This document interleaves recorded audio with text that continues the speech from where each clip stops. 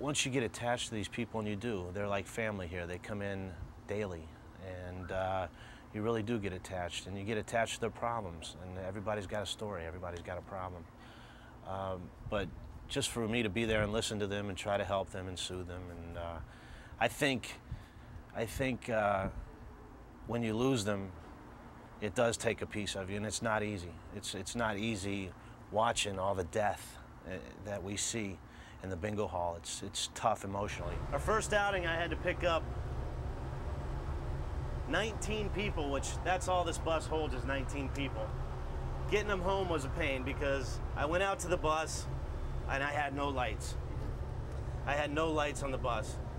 So I put my hazards on and I drove them home anyway, and it was very pitch dark. They didn't know it. I left the lights on in the bus, and everybody was singing, and everybody was telling their stories, how they won money at the bingo. But getting them home was a nightmare that night. I didn't have any lights, so it wasn't very fun. Oh, yeah, you learn a lot. You learn a lot every day. These people have a lot to give just by listening to them. They've got a lot of stories. They've got a lot of years on us, and you do. You learn a lot of things. Basically, it makes you want to not get old. You don't want to get old. That's kind of the way I feel. I see what has happened to a lot of these people when they lose their families, they get old, they lose their minds, they lose a lot of things. But basically, it makes me, this is bad to say, I don't know if I should really say this, but I don't really want to get old, you know. I'd like to die a healthy young man. When I say that, I'd like to live to 60, but if I start losing my health, like a lot of these people have, I don't want to live. If there's one thing I've learned from working at bingo, it's that getting older isn't easy. It's not for the faint of heart. If you're on your own, it can not only be depressing and lonely, it can be really scary. Helen, for example, has survived 4 husbands, and well into her 9th decade still lives alone. And although she's perfectly independent, she also confides how uneasy she is when she's sitting at home by herself. She says she's afraid something's going to happen to her and no one will know about it. She says that's why she comes to bingo, to be around other people her age. Just to be around other people, period. Try to be as happy as you can. There's so many things you could say, you know? Be good. Helen Tutoni is a 92-year-old woman that I've had the pleasure of meeting, and she's everyone's perfect little Italian grandmother. She's got like, I don't know, 50 grandchildren and 110 great-grandchildren. She said she's got a bunch of them. She doesn't even know the exact number.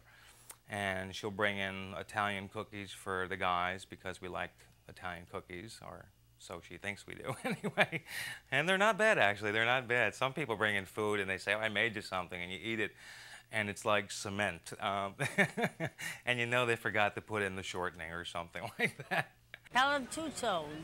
I've been coming here for 5 years. In fact, it's a little over 5 years. And I like this place very much. I'm happy when I come here. It makes me feel good. And I won, but then I lost more than I won. But it's all right. Enjoy yourself. Listen, it's better than going out. I don't drink. I can dance. No more now anyway. I used to dance. When I'm home, I feel so depressed.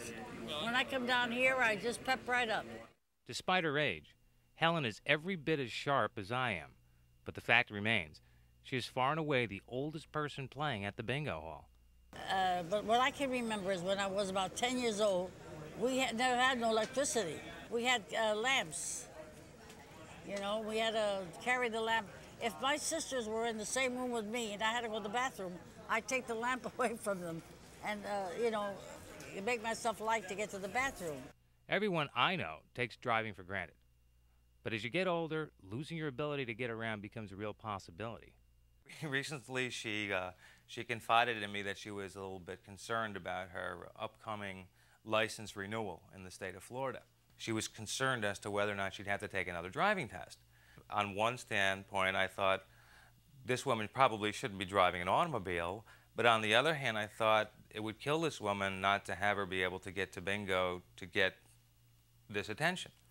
So the other night I happened to see Helen, and she was very happy, and she said, "Look what I got." So she showed me that they were going to allow her to renew it by mail, and she didn't have to go in. They were just going to send her the plates. And I said, "Helen, that's really wonderful, but tell me when and where you're going to be driving, okay?" I just got my other new license for 6 more years. 6 more years, so you'll be, what, 98? Yeah, I won't be living by then. Why do you say that? Hey, after 90, there's no hopes. What do you mean? The main thing I get out of being with Helen is a real awareness of how time passes. You see these people and you realize that time doesn't wait for anyone. You realize that years go by a day at a time. It's one of those things I'd rather not think about. I think it's like seeing a car wreck up ahead and feeling sorry for the people involved, until you realize that it's only a matter of time before it's you in that wreck. It makes me realize how important it is to use the time you've got. The person at bingo who most personifies that idea for me is Bob, one of our managers. He's one of the young people I know that seems determined to use each moment in living life to its fullest. Bob, perverted. Bob is just social, perverted. That's how he puts forth the bingo. He's like, come up to him, someone's buying their pack, so we're gonna have sex today. And don't leave me without a kiss, all right? And we got it on camera too. I'm gonna tell your husband.